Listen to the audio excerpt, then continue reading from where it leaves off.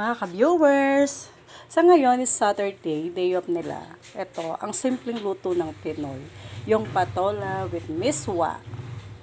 Samahan ng konting sawog, yung konting pork giniling, tapos with matching daing na bangos. Yan ang mabilis na luto para sa ating mga Pinoy. Kaya, kain na tayo. It's later. Luto-luto na. Patola. Yan. Kasi kapag may mga babies tayo, may mga apo, maliliit na baby, hindi pwedeng walang sabaw ang niluluto natin.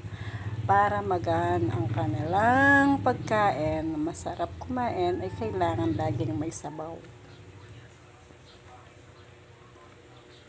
Ito nga pala, yung bangos. Yung bangos na sinasuko sa suka, na-marinate ko muna, bawang at saka paminta.